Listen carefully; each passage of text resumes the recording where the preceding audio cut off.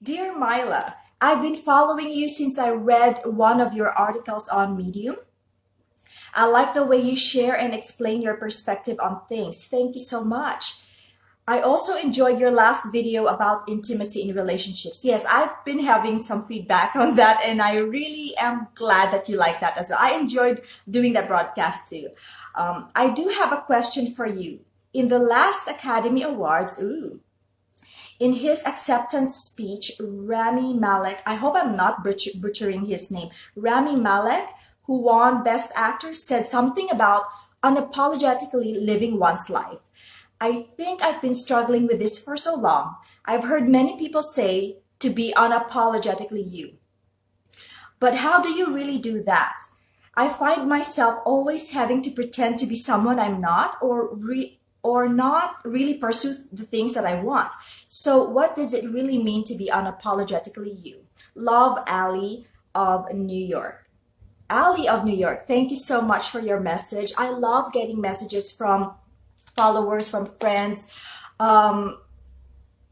because it challenges me, to think about things and to really dive deeper into my understanding of things, And so thank you so much for sharing your thoughts with me. And thank you so much for mentioning the Oscars, because after reading your message, actually, I was not able to watch the Academy Awards live. So I had to watch that to see for myself, especially Rami Malek's acceptance speech. And you know what, guys? I rooted for the guy. I watched Bohemian Rhapsody, and I was really impressed, blown away by Rami's performance. I'm a fan. Okay, so let's answer that question. Oh my gosh, I'm so excited.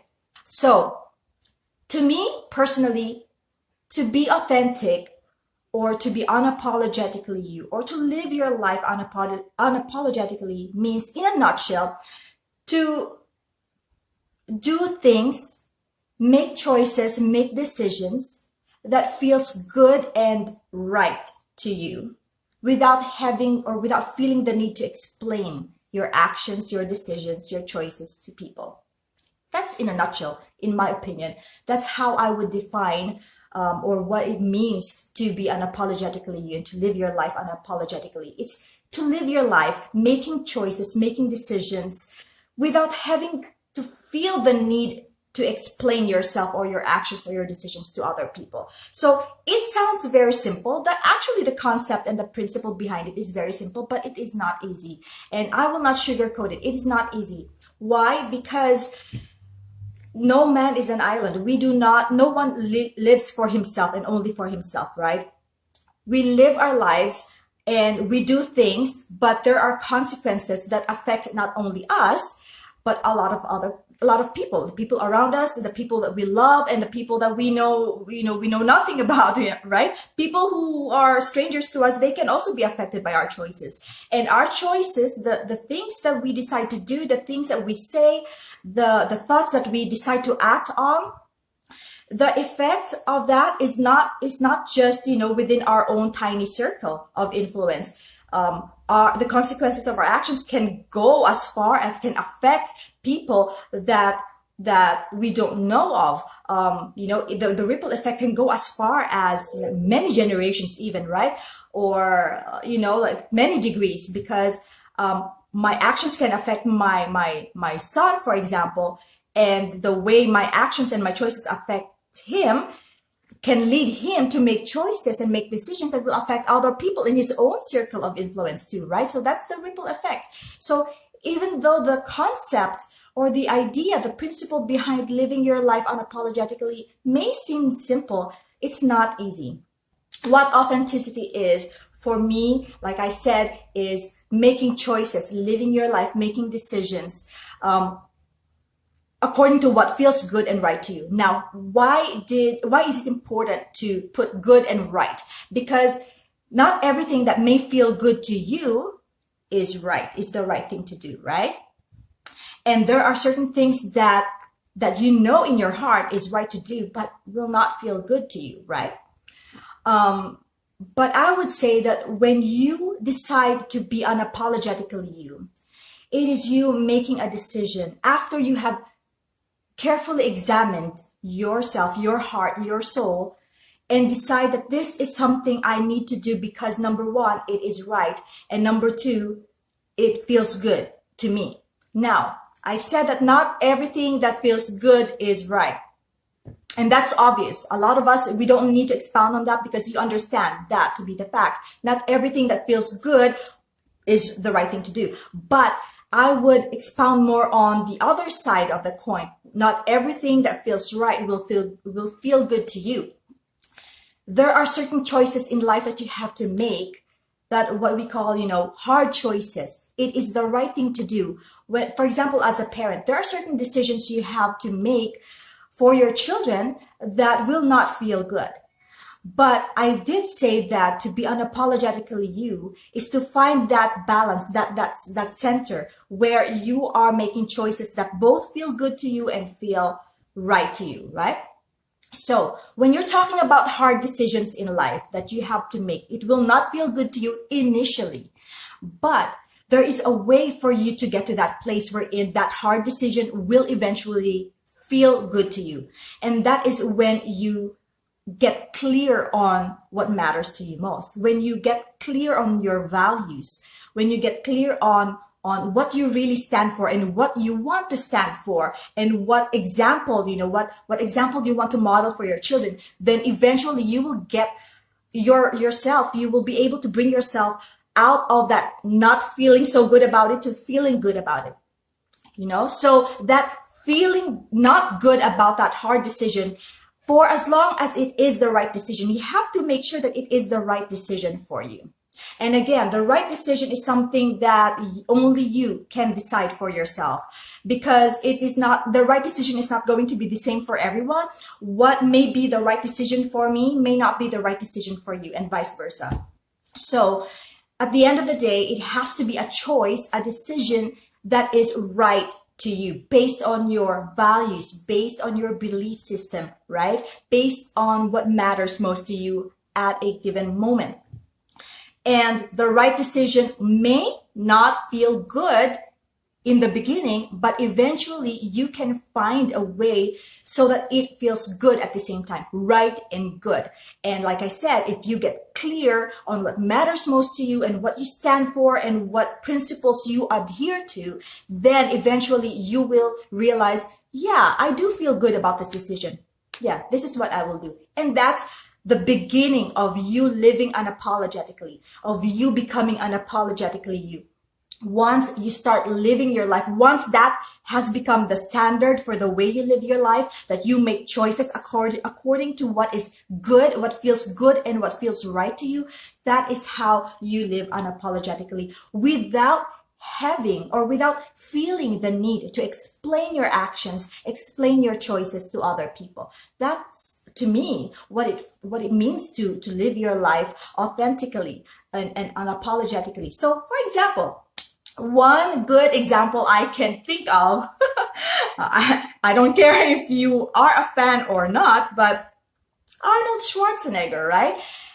At the peak of his career, a lot of people, especially when he made his first film. I don't know if it was Commando or something else, but I do believe that the first movie I've seen of Arnold was Commando. And, I remember people thinking or saying out loud, who is this guy with that thick accent, and what is he doing, starring in his own movie? And a lot of people, I think, for the first time, you're seeing this buff guy, Arnold Schwarzenegger, with a thick accent that you can hardly even understand. But my gosh, he's very good with, action films, with his own stunts. But a lot of people, I think, predicted at that time that he would not last long in the business, right? Because of his accent, because I don't know, he's not your typical Hollywood star, right? Or lead actor in a film, but he in my opinion, he is a good example of someone living his life unapologetically. I'm not talking about the personal life because I don't know him personally, so I'm not even going to pass judgment on that. I'm just going to talk about Arnold as an actor and our impression of him as an actor. So here's this guy with a thick accent, Australian accent, and not making any effort to change the way he talked, right? Even Sylvester Stallone, I remember my mother was saying before, doing Rocky, the popularity of the Rocky movies.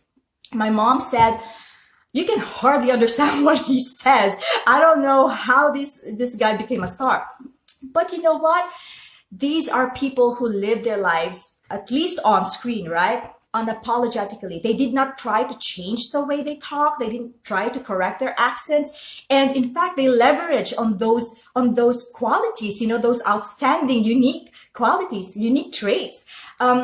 And that to me is a model of being unapologetically you. I have an accent. I am Filipino. I was born and raised in the Philippines.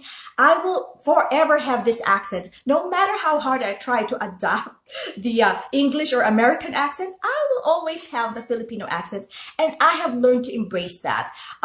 Before, I would confess to you, guys, that before, when I was starting out in this business and I was, I did my first few broadcasts, I was so self-conscious about my accent.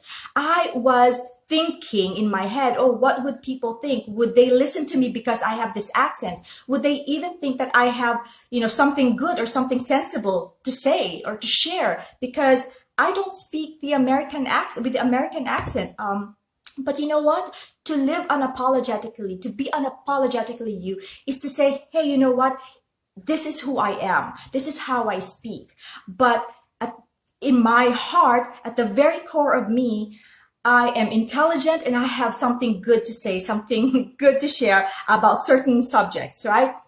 And I will not even apologize if you don't understand certain expressions or certain words that I say, because maybe I'm saying certain words incorrectly because of my accent or whatever. I'm not even going to apologize for that, because you know what? Hey, I don't know what I don't know. So as I continue to grow and develop and evolve, I would improve. And I embrace that possibility for me. I own that. I know that I will improve as I continue to grow and evolve and learn new things. But for now, this is who I am. This is how I speak. These are the words that I know. I shared with you that a few months ago, I did not even know how to correctly pronounce the word conduit. I kid you not. I used to pronounce the word conduit as conduit, and my boyfriend was laughing so hard when I first said that word, and that's how we began, having this joke between us. Baby, you conduit, because I started saying the word, baby, I think she's a conduit. Oh, you mean conduit? So you know what? That Hercules was Arnold's first movie. Oh, hi, Alfred. Thank you so much for joining me. Yes, Hercules. I did not see that movie, but now that you mentioned that, I would probably check that out. But the first movie of Arnold that I saw was Commando. Okay, so yes. So that's what it means to be unapologetically you. You would say certain things that might offend people, that might trigger people. But if deep in your heart, you know that you did not intend to hurt anyone, it's just, the way that you talk, or the way that probably this is what you believe, to be true at the moment, then don't apologize for that. Don't apologize for your accent. Don't apologize for the way you dress. Don't apologize for your choices of clothes. Don't apologize for the way you color your hair, for example. Okay, you highlight your hair purple and green, and a lot of people are like throwing you dirty looks. What is she thinking? To be unapologetically you is to, flip your hair like that, and you know what? This is what feels good and right to me at the moment. I don't owe anybody any explanation as to why I chose these colors. I don't owe anybody any explanation as to why I decided to dye my hair, or why I decided to cut my hair, or why I decided to, marry this person, for example. So I could go on and on and on about an example of what it looks like to live your life unapologetically, or to be unapologetically you. But this is one good example that I would like to share, because I don't know, sometimes I crack myself up. And when I thought about this, I cracked myself up. Have you ever seen a Chihuahua barking so ferociously? And I know I have. And I think when I saw a Chihuahua one time, very, very tiny, very small, very cute, barking so ferociously, because I visited a friend and she has this Chihuahua, very cute, very small. I was taken aback because I did not expect a loud bark, or at least not a, yeah, a ferocious bark from something so tiny. And I said, "Oh my gosh, look at him, so small and yet so ferocious." If I were the Chihuahua and I am, living my life unapologetically, I would probably respond by saying, "Oh, I'm sorry. I didn't know I was not supposed to bark that way because I'm small. Did I offend you because I'm small? Or is it my barking, or is it my size that offended you?" Well, you can't expect a Chihuahua to, filter the way he barks or the way he would behave just to fit your expectation of him, right? And that's how you really should be thinking. You have to do things according to what feels good and right to you, without feeling the need, without giving a fuzz. I almost said a different F word, but without giving a fuzz about what other people would say or how other people would react. Because you know what? Once you live your life or decide to live your life according to other people's expectations of you, that is the opposite of living authentically. That is the opposite of what you want to achieve. If you want to be unapologetically you, have to learn to let go of and lose your obsession with people's expectations of you, or your obsession with people's opinion of you, right? A lot of us are so obsessed with what people would say about you. Oh, if I do this, if I say this, if I share this opinion, a lot of people might, get mad at me. A lot of people might end up not liking me anymore. Who cares? If this is something that feels good and right to you, if this is something that you should do or you should express, go for it. That's what it means to be unapologetically you. It is hard to be unapologetically you only when there is a misalignment between your actions and your value system. That's why in the beginning of this broadcast, I said that it has to be good. It has to feel good and right to you at the same time. Not just good, but good and right. It feels good to you and it feels right to you. A lot of people, they have this internal conflict within them. They find it hard to be authentically them because there are people that they care about that would be affected if they decide to be authentically them. Now, I do understand that. I see that. I get that. If, for example, for people who are in a relationship that is not making them happy anymore, they're in that relationship because they think about what their parents would say, what their friends would say, what their kids would say, right? Or they say, I am in this relationship even though I'm not happy anymore because I've been with my partner for like 2 decades, for example, many years together, and we've invested so much in our lives together. So even though I'm no longer happy, and I'm realizing that I would like to take on a different, take my life on a different direction, and we are not on the same page with that. I decide to stay because, we put a lot of time and effort into the relationship. Now, the conflict begins when there is a misalignment. There's a disconnect between what you want to do and your value system. So you have to ask yourself what really matters to you. In the scenario that I gave to you as an example in that relationship, does it matter more to you to be loyal to your partner? You're talking about, let's say 10, 20 years of togetherness, and now all of a sudden you realize it's not making you happy anymore, but you decide to stay because, you want to be loyal. So is loyalty more important to you, or is your happiness more important to you? They're both good things to have in life, right? But it all boils down to what matters most to you and what is more important in the grand scheme of things, in your vision of where you want to be in the future. What is more important to you? To be in a relationship because of loyalty, to stay in that relationship because you just want to stay loyal to that partner and stay loyal to whatever it is you have already, invested in, or to just really seek your happiness, pursue your happiness, and, make yourself alive again, make your passion, your priority again. What is most important to you? Do not minimize and invalidate that when you're talking about, for example, if you're talking about kids in their relationship, that they are also going to be affected.